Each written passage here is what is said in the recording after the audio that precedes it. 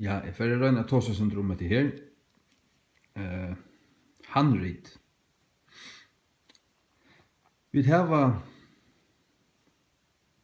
textus receptus, og så har vi et vestkott og horst typena, teksttypena, som bygger av alexandrisk handrit.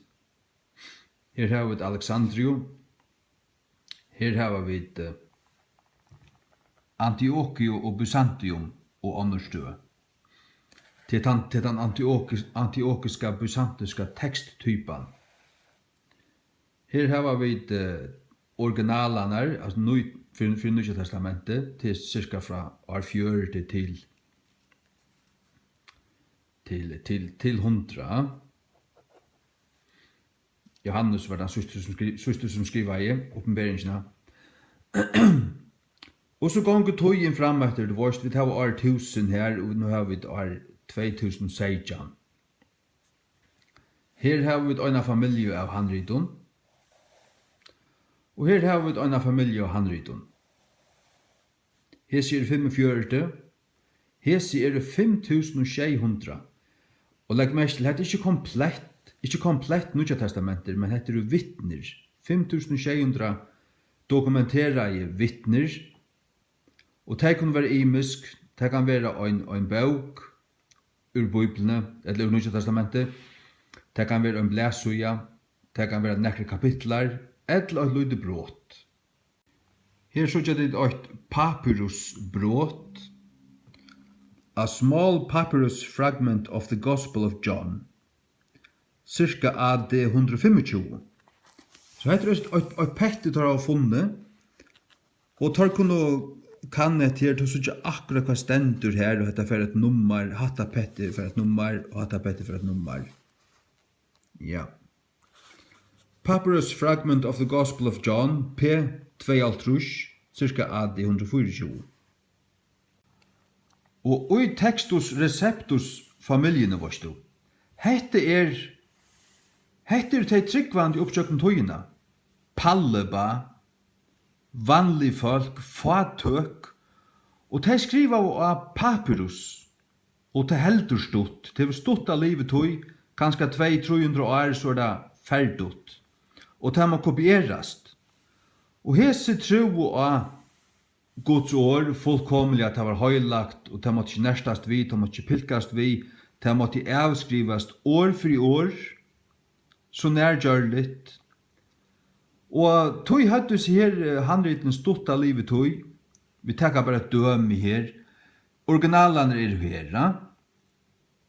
Og så er det avskrivet her, og så ganger 600 år, og kanskje andre kopier er gjørt utfrasen her til vårt, da. At det fløyrfalda, men så er det her faktisk brent eller ferdigt i år 620, så kommer et annet kopi fram etter, kanskje til 420, vi takkar bare døme. Og nå sitter vi inne her, vi har som kopien her i 2016, hvordan gammalt er det? Nei, det er ikke eldre enn hva stender her 1114. Nå, det var ikke særlig gammalt. Halt disse her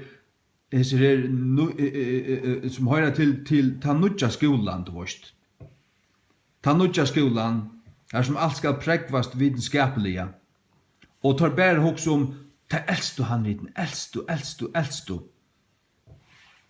Og hese fyrirane øya så troi gommel handrit, til Vatikanus fra 331, Sinaiticus fra 331, og Alexandrinus fra 480.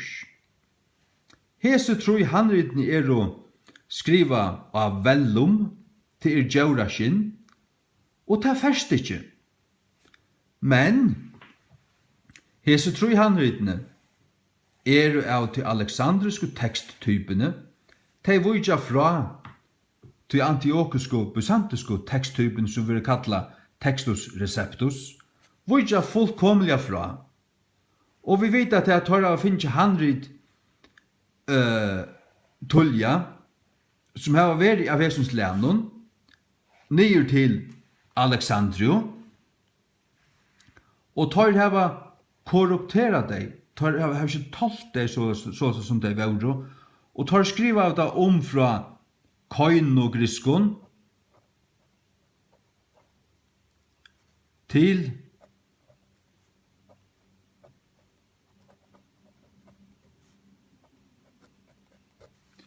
klassiskt grekst, platoniskt grekst, klassiskt platonisk grekst, og 2846 år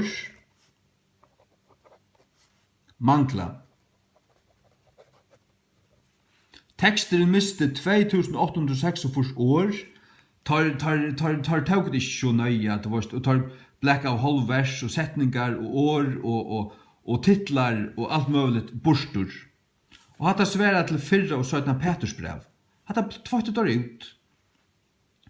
Og så det til at Konstantin, han kommer til i 311, og han fikk en som Eusebius fra Caesarea, at gjøre seg halvtrus bibler om år 330.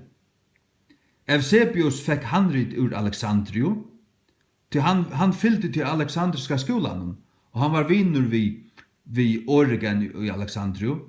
Han fikk handrit hene, som var korrupt.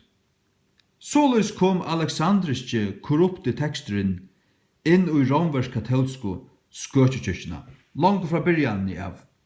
Således blev han vestare teksteren. Han blev lika som den alexandriske. Den vestare, det vil si den romversk-katolske teksteren, han en størst avvirskaver av de alexandriske tekstene. Så du, her kan man trudja linjer opp helt fram til år 2016. Gommel handrit, heila bibler fra 331. Men kvært? Heter det korrupt handrit, som varvøyt, tog det var skriva av djauraskin, tog heva det ikke ferst. Tog det hilden så vel. Og pluss til at disse her handriten omgående brukt. Disse handriten, disse bibelene her var omgående brukt der av Palleba, av dem som elsker året, dem som skriver av året rett av. Du legger merke til at her 5600 vittner. Og vid øya, sier du, og i det øya vid anker høyl handrit, men det var steggen at til 1400, 1100, kanskje akkurat 800, du vet. Det ikke eldre enn så. Kvoi, det var skrivet av papyrus. Men, nu kommer vi til poenget. Vi finner fullt av luttlom bråton som helt atter i jøgn, 120, 150, 200, 220, som av hesare teksttypene, av teljande brått. Og 45% av ödlun papyrusbråton av TR teksttypene.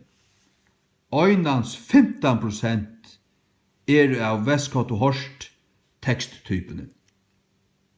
Jeg leser ur disse bøkene som heter Defending the King James Bible, A Fourfold Superiority, etter pastor D.A. Waite. Og så jo 3,5 stendur Papyrus Fragment Manuscripts. The first kind of manuscript is the papyrus fragment. These are small pieces of papyrus. Papyrus is a kind of paper made out of papyrus plant, which grows plentifully in Egypt. It is brittle, as det brottnar. Det morst, det brottnar, det suntur. Most papyri don't have many verses on them. There were 81 of them as of 1967. Now they have 88. Of the 88, according to an estimate of by Pastor Jack Mormon in his book Forever Settled, only about 13, that is 15%, go along with B and Aleph. B til Vaticanus og Aleph Alexandrinus handritene. The Westcott and Hort text. About 85 of the 88 go along with the received text. Så du hever 8 furs, etli gommel brot, som du overhøver hever funnet, og i Egyptalandet, og i Syria, og i Byzantium, og i Grekalandet. Og av tømmen 8 furs, det furs av Textus Receptus teksttypene. Det vil si at du finner brot som etli gommel, la 120 og 130, og ta du finner hver det stendur, så hese brotene loika som de handritten til øyre det.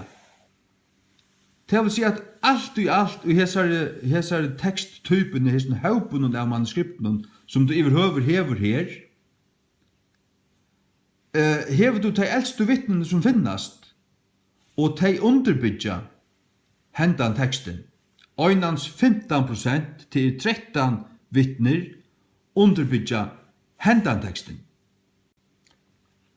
Hese vittnene du hever her, hese 5600 vittnene, hese vittnene jo sera samt. Det vil si at da i reformasjonen kom, at i 1500, og Seijan, Erasmus gav Textus Receptus ut i 1516.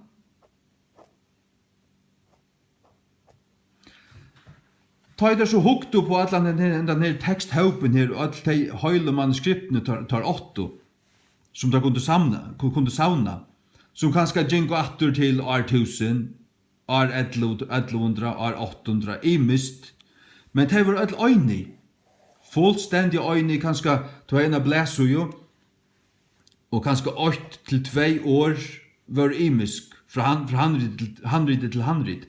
Så hukte du på flere handrit innenfor hentan haupen her, og gjør du standardutgaver som du så prent av, og som du så kallar av TR, Textus Receptus.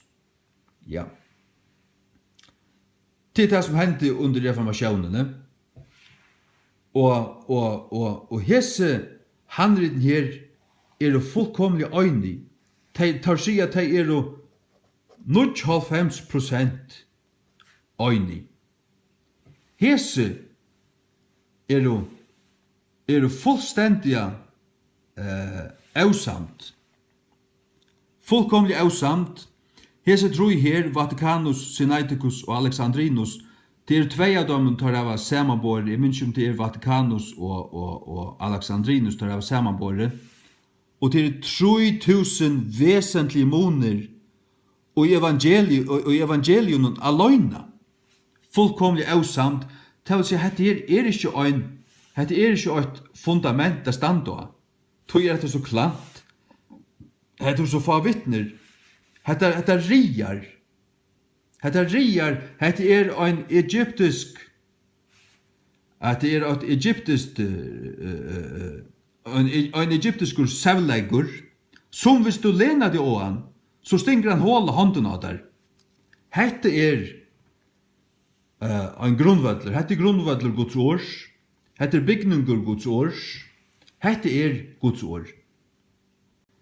Ta i god og i Salme 12. Salme 12, vers 6 og 7. Lovar at varvøyta sin i år. Så sier han ikke det, og han mener ikke det, at opprunalige handritene skulle varvøytas til alle ræver. Nei, til de årene som han gav. Årene til herren skuir år. Som silver røynt i øynen brastlo ovni av gjør, skurga i skjeiferer. Tu skalt være teg, o herre. Tu skalt varvøyta teg fra hesi att ever. Halleluja. Han vil ikke lova at varvøyta upprunalige handritene. Upprunalige handritene var 8 handrit, det var omgang til være savna i 8 Nudja Testamentet.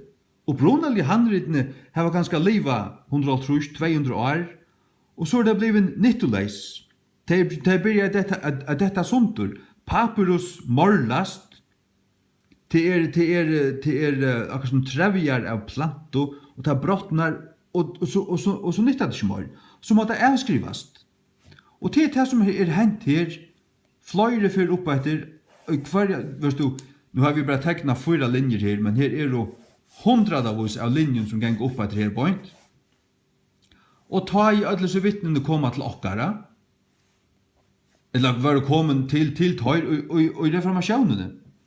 Erasmus, Stefanus, Theodor Besa og Elsevier-brødrene og alle tøyr som arbeidet under reformasjonene er samlet som manuskriptene og standardiseret det. Så var det så vittnen i øynene, varst du. Øynene. Halleluja. Det vil si at originalene tar blinde til støv. Og så hever du brått her bort, papyrusbrått, og 45% av dem lukka som stia textus receptus tradisjonene. Her stor øynløyge, mittel ødlis og vittnen i her, og vi kommer fram til 1500, og heter textus receptus. Her har vi gjort en æra mynd. Altså originalene skriver cirka mellom 30 og 100 varsta. Og hette så de griske handlitten 5600 eller 5220 var det trusjonen, men nu det 5600. Ja, 30-5 cirka her aloi det skriva i. Men så har du fullt av øren versjonen. Gjørd etter originalen om vårt, lengt etter i togene, Syriak handrit som kallast Peshitta, de fra 100 til 200 AD mesjer Anno Domini. Og hatt var som kallast Syriak. Og de lykka som Textus Receptus. Du varst stia til det kom herfra. Den gamla latunska, Aren Vulgate, hun kallar den gamla latunska, og var som gjør det mittel år 100 og 200. Hun også lykka som King James teksteren, Textus Receptus, Syriak, år 100 til 200, gotisk, den gotiska bibelen, hun var gjort om 300 trus, Anno Domini, av øyne som Ulfilas, og testier òsne Textus Receptus. Halleluja. Den armenska bibelen, armensk handrit, du finner teg. Den tøyingen var gjort i år 400 etter Krist. Og hun var tøyt fra Syriak etla ur griskun. Ja. Hun var tøyt annakvart fra Syriak etla fra griskun. Gamla Itala bibelen. Hun var kallet Italic. Hon var fra år 120 til 1400. Og henne brukte valdensarner, etla tar som kallar Vaudois, det mesjer delfolki, folki som bor i dølen, donatistaner, gallarner, keltar, uirar og albigensarar. Tar brukte ta gamlu Itala. Og hon lykka som grisko Textus Receptus handriten ur Antiochio og Byzantium. Av som teksttype varst du. Så har du georgisk handrit. Den georgiska bibelen var gjort om år 300.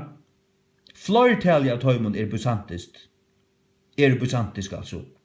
Så har du de etiopiske versjonene, etiopiske bibelene. Hun var gjort i 304. Og felags for atles her til at du øyer kopier av, du øyer dømer om så bibelene som kanskje genga atter til 11, 12, 1300-tallet ganske det eldste nøklende høyle kopiene du eier, men så finner du eldre vittner attur. Kanskje fra stått etter at det første var tuttar, og sørst du, det de gamle bråtene du finner, øyne vi til som du eier 17 i togene, ja, men så sørst du til, det samme teksteren. Det kopier som trofastlige, avrideie, og så det eldre blivende til åndsjes, men så har du haft røgn kopier oppetter.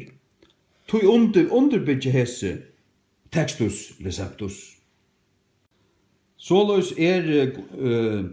bygningur Guds hus. Han ikke øynans grisk handrit. Og det overhøver ikke såløs at til de eldste handriten som best, til eldste høyl handriten som best, til her øyde bare troi, og det ødel alexandrisk, og vi vet at i Alexandrio korrupterer der Guds ord. Det gjør det der. Hverjer? Jo, Clement, Origen, Eusebius og Philo og lorstendar. Clement 130 til 215, Origen 144 til 244, Eusebius 230 til 340. Tar korrupterer av Guds ord, tar gnostikere og ariarer og alt mulig annet. Som ikke tro av likamlig opprøsten Krist, ikke tro at han kommer likamlig atter, og så videre. Langt og tøy Paulus skriva i Guds ord, var det sommer som spilte det. Tar spilte det, korrupterer det. Sånn Korint 2:16. Til å vite ikke som mennesker som spiller Guds ord. For we are not as many which corrupt the word of God. Så tar korrupterer av Guds ord, spilte det, avridet det ikke rett, brøtt det, og du har vittnesbord om det, gommel vittner skriva av det, Ireneus skriva i det, at i Alexandrio funnes menn som korrupterer av Guds ord. Stittu det, tar stittu det. Jeremia 23:36. And the burden of the Lord shall ye mention no more, for every man's word shall be his burden, for ye have perverted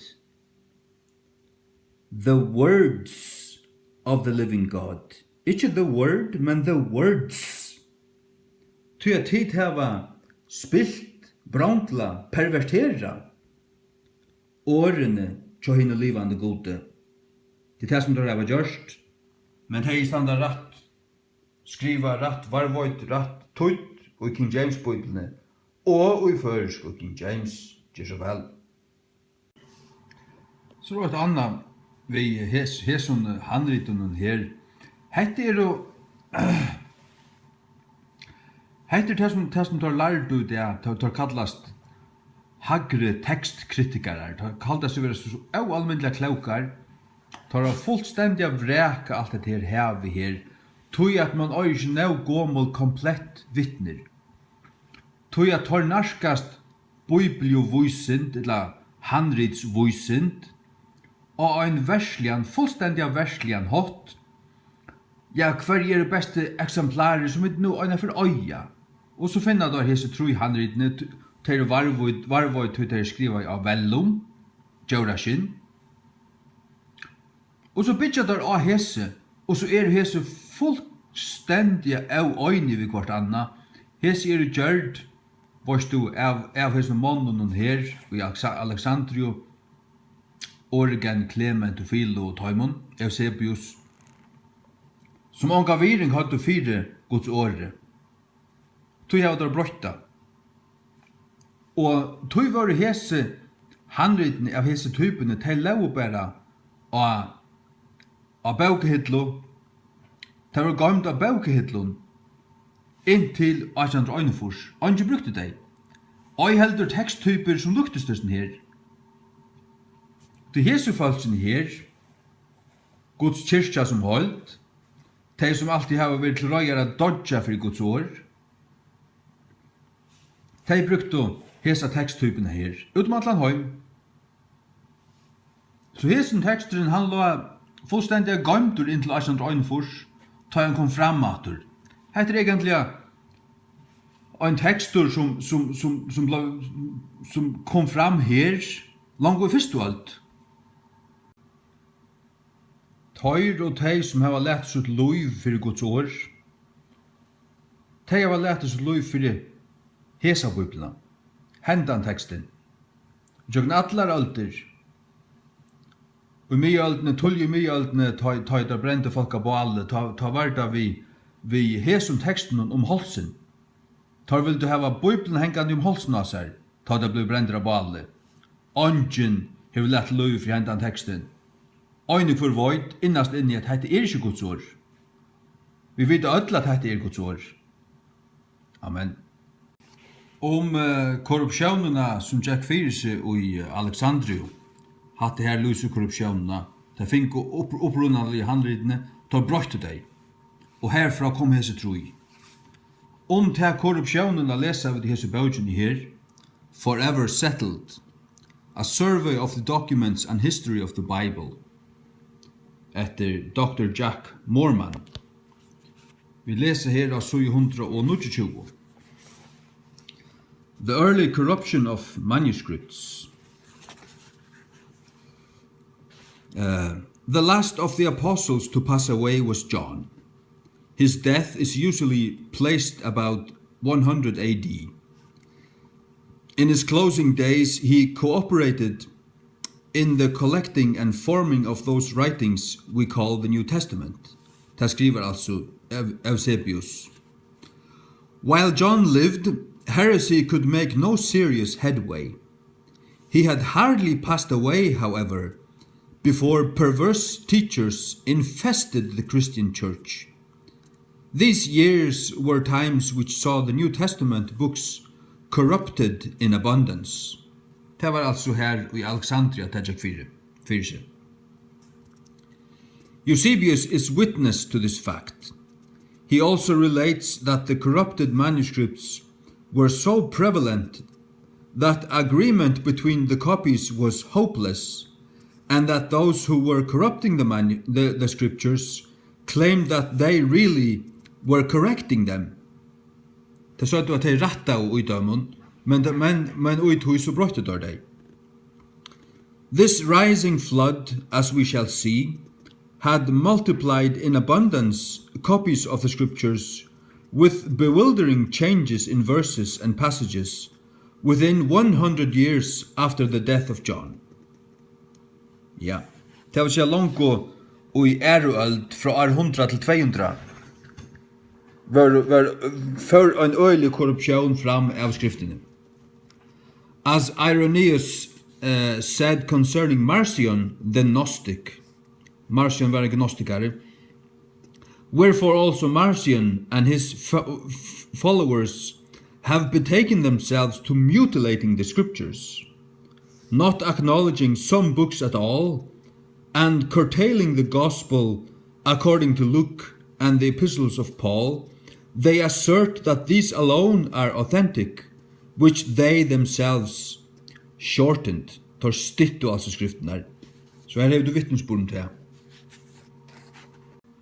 Konstantin leser vi og især bøkene Forever Settled. Og så i 132. Vi leser Konstantin her. Det var Konstantin som fikk Eusebius fra Caesarea og Geras av trus bibler. Ta i han gjørdest var du køysare. Constantine now took his place more openly to the whole world as the head of the church, but at the same time retained the office of Pontifex Maximus, the high priest of the heathen. Han var bæði prestur tja høytningunum og høtti i kyrkjene. Han var slett ikke frelstur ta mævelen. Thus we see the first time the unholy union of church and state. Tar ikke vera så.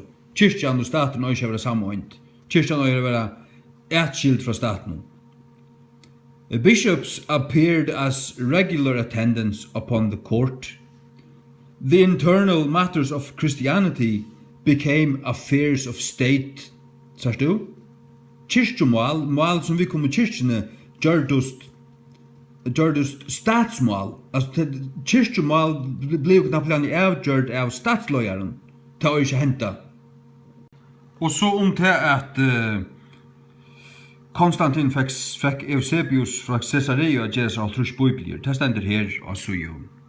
132 Kenyon says, the emperor himself instructed Eusebius of Caesarea, the great historian of the early church, to provide 50 copies of the scriptures for the churches of Constantinople and the other great towns of the empire must have required many more for their own wants. More specifically, Ira Price says, Eusebius, assisted by Pamphilus, issued with all its critical remarks the fifth column of Origen's Hexapla. Origen har gjort en risastora bibli vi 6 kolonner, men det var altså korrupt det som han gjorde. Han brøtte det. Han flotte vers og lante vers og gamla testamentet, utlatt vers og ditten datten. Og det var fra Origen at Eusebius fikk sin i handrit. Han brukte hansara biblio. This then was the source of the emperor's Bible in the Old Testament. Vaticanus and Sinaiticus are examples of this Bible i Gazareion. Vi leser her altså 133 og nyast. Through the providence of God, the Textus Receptus was the Bible in use in the Greek Empire. Altså i middelen Pallebafalche.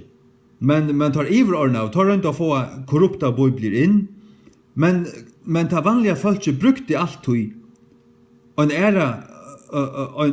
annan text som lujist King James Bibeln, som altså underliggande for King James, Textus Receptus.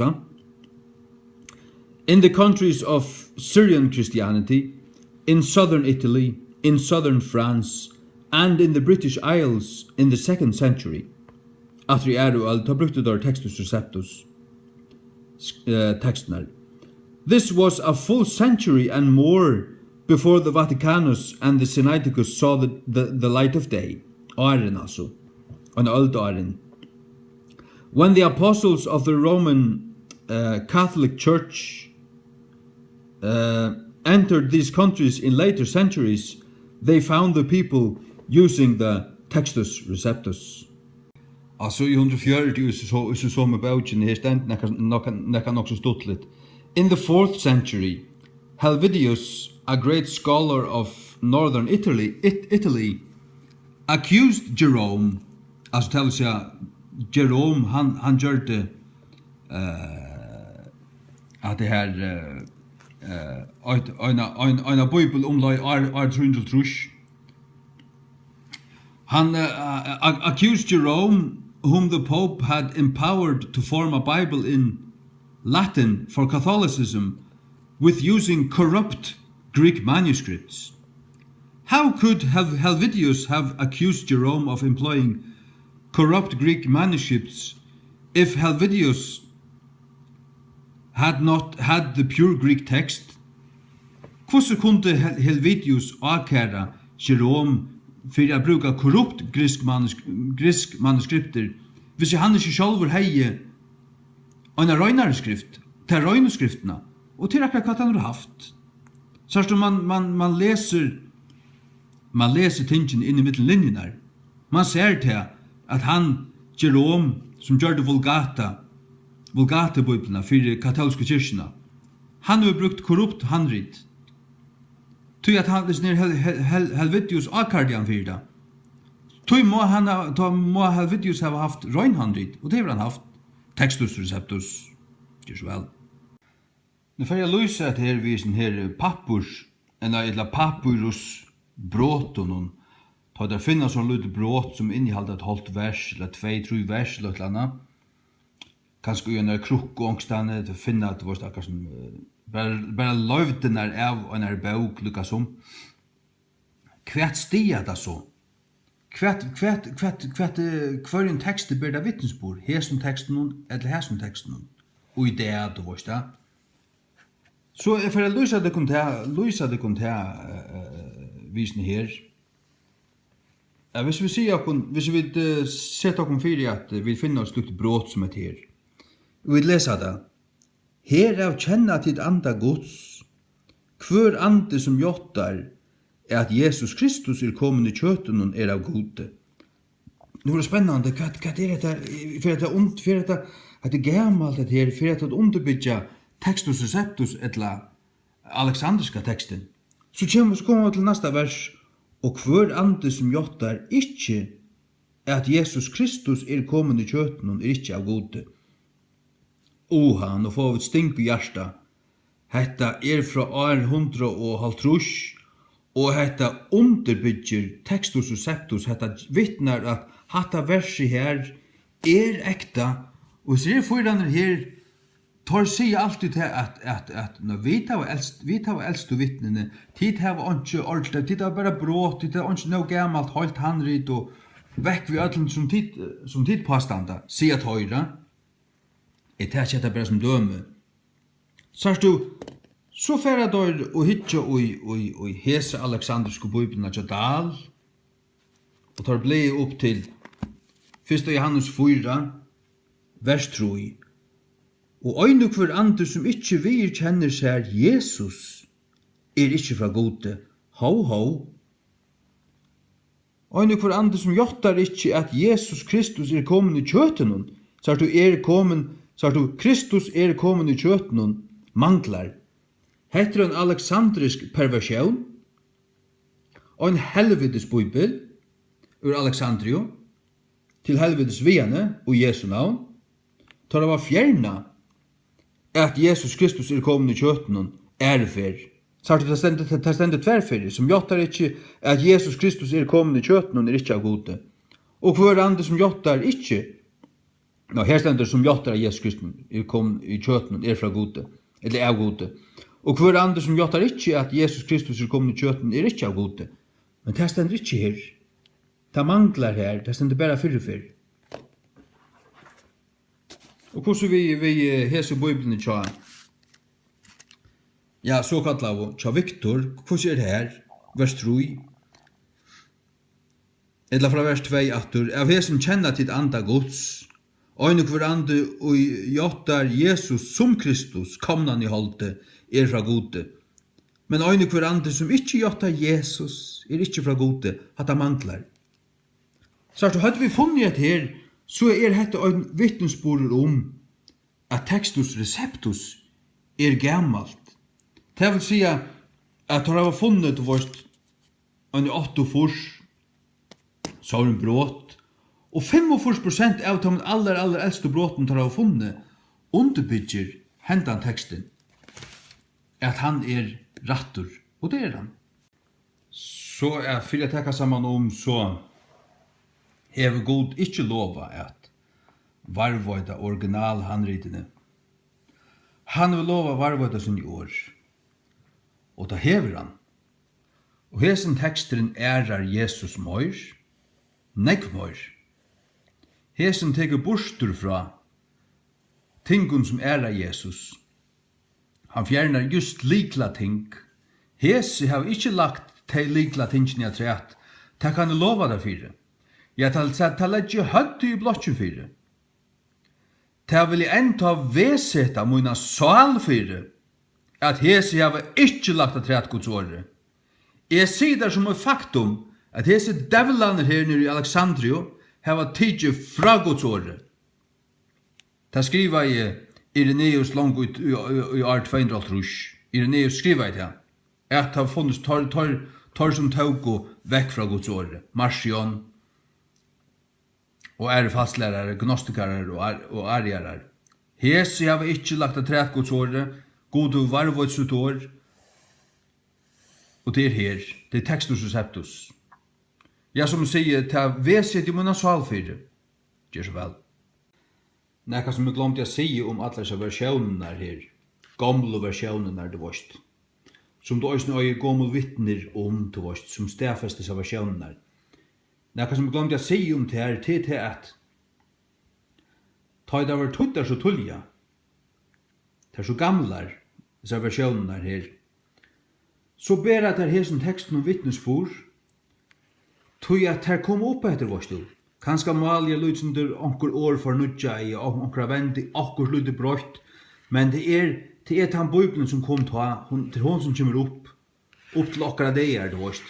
Vi øya kanskje vittner øyna for nøy, 1600-tallet til eldsta det vårt, men hikk, hette Textus Receptus, så er det underbygget alles her, tog jeg tar finko kopier av originalen halt her nere, år 120 og år 200, og så er det kommet opp etter. Tog styrke, tog hese her øysene, økl vittner Textus Receptus handrit, byzantiska, antiokiska teksten, at han autentiskur, gjør så vel. Du har hørt med flere for vittna til ariarer, så det hva det for nekka. Ariarer, arianisme, hva det er. Det stender i hesar bøtjen her, forever settled, altså i 91. Origen, he was given to wild allegorizing of scripture, saying, the scriptures are of little use to those who understand them as written, Jimmer Kraft. Though Origen says there never was a time when the Son was not, his attempts to explain the Father's begetting of the Son have somewhat left this issue in doubt. Så arianisme hever vi til å gjøre, at tar tryggva tog at sonren var øyna for ikke til, at han ble føtter, at han ble giten, og arjen til å være ikke til, det arianisme.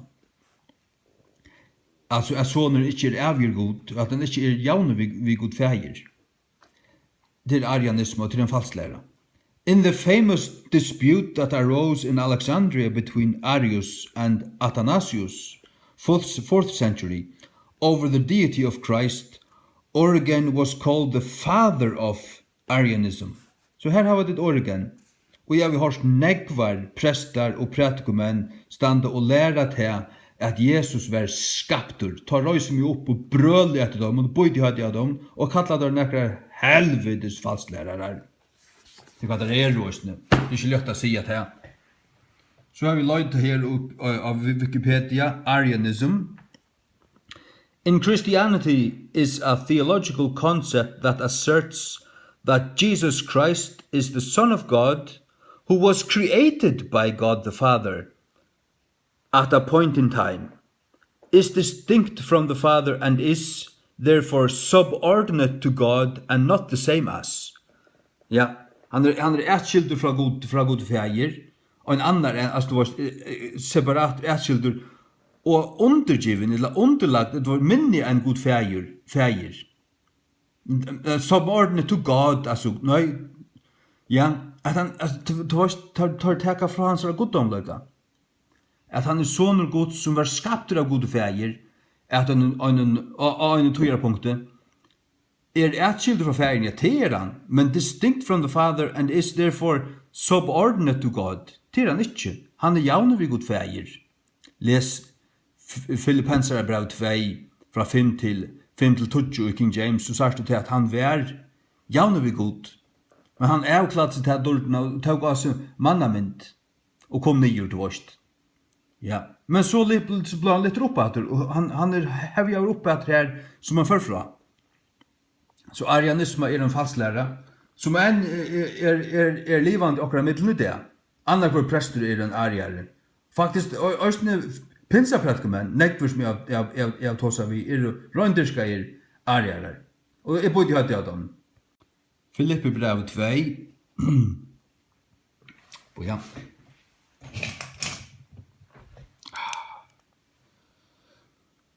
Fra vers 5. Let this mind be in you, which was also in Christ Jesus, who, being in the form of God, thought it not robbery to be equal with God.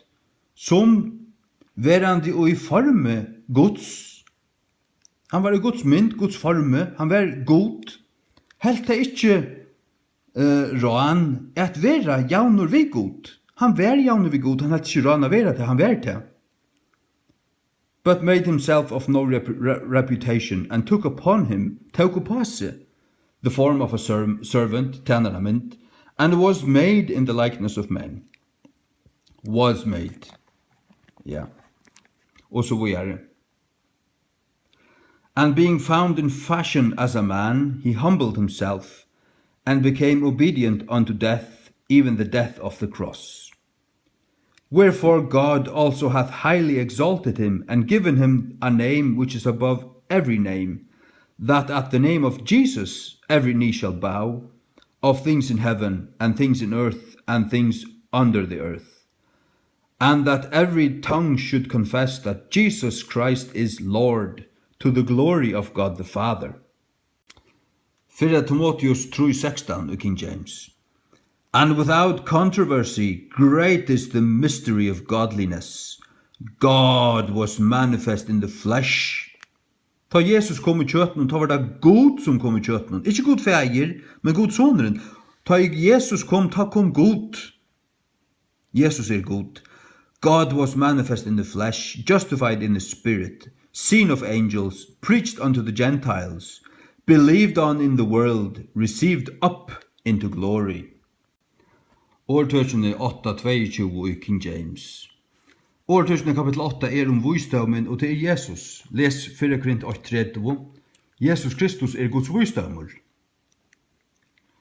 Here standeth the Lord possessed me in the beginning of his way, before his works of old. Herren åtte meg, og I byrjan av vei søynun, undan verskun søynun I forun. Undan verskun søynun, Herren god feir åtte visdommen langt og ta en byrja I skapa, han var tjónun, han var ikke skaptur ta. Hendan helvetes bibelen tja, Victor Danielsen sier til Jesus skaptur. Me skapte Herren som fyrsta verksut I forun, og han skapte nekka anna. Helvetes piss, Victor Danielsen. Hånden av hjärsta. Hetta helvetes lorstu tja Victor Jakob Dahl I kapitel 8 I årtukken vers 22. Herren skapa I med som sitt fyrsta versk I forun til helvetes vitun I Bibel Jakob Dahl. Jesu navn. Jeg heter at arist lorst tja Victor Danielsen. Mika 5 til vers 2 I King James. But thou, Bethlehem Ephrata, though thou be little among the thousands of Judah, yet out of thee shall he come forth unto me, that is to be ruler in Israel, whose goings forth have been from of old, from everlasting.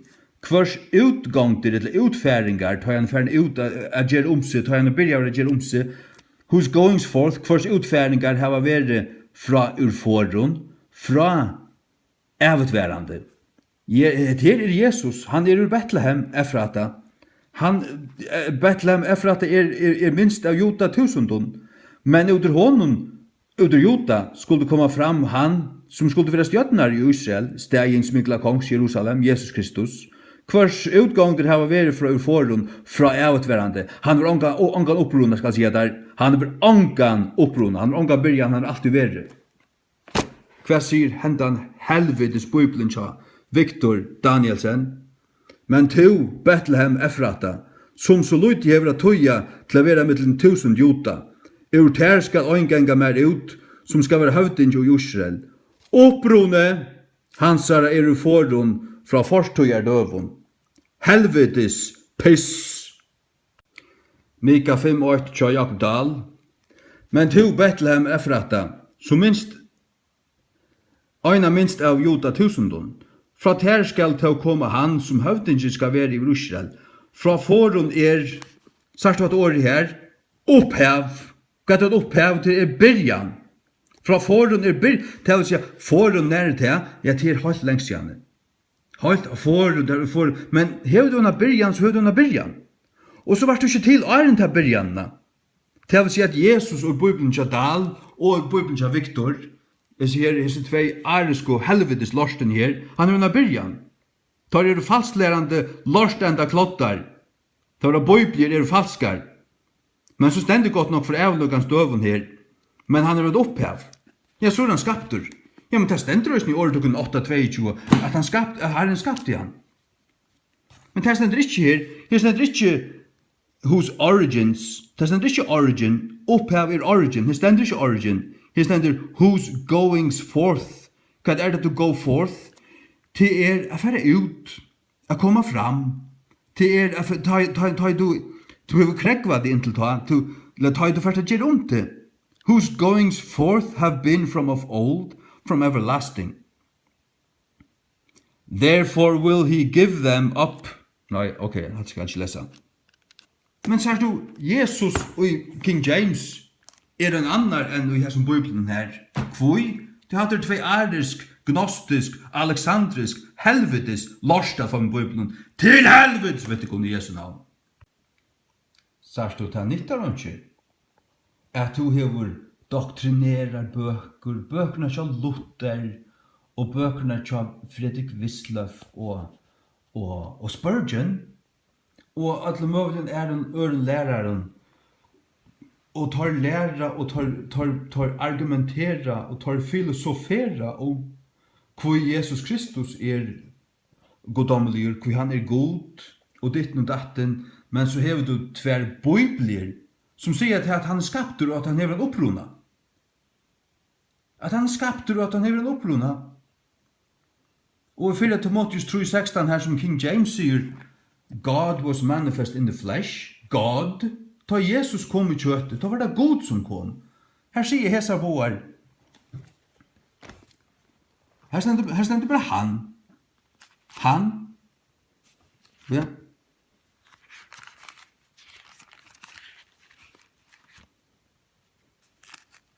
Han.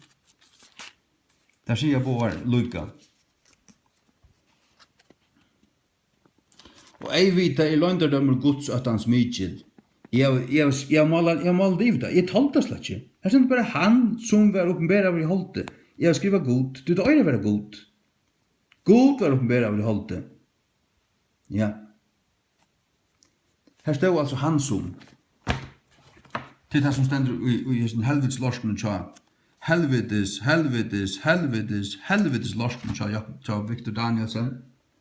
Har jeg det med baptister, at det var en helvetes bøybel. Og som øyne kvarma sanna, største løndarmal godsøttans, han som er oppenbæra av i holde. Piss og papur. Piss og papur. At det kan satan øya.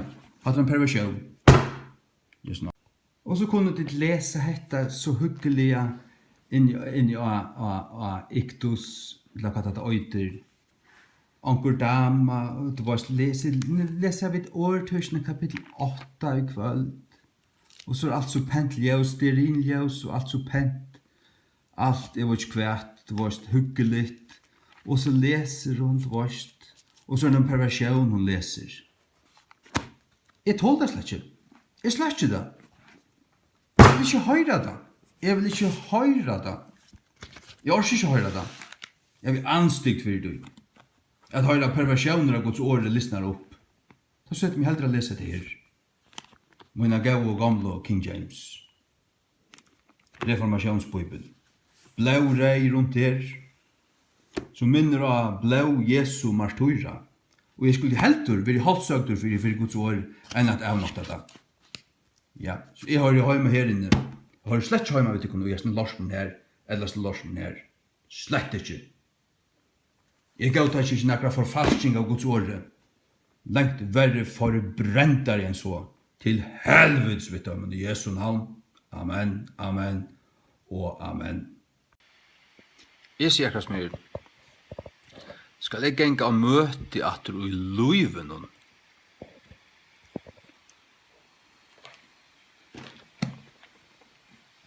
Så verda vi King James Bibelen. Føresko til ensko. Lukka mig. Førsku lukka vel som ensku. Det var ikke vi Bibelen til Dahl og Viktor. Ikke atter i løyvene. Ivi mun deia kropp. Fyrir skal sitte ansumadler, heima vi hus, og polera Guds år. Rattlesa det.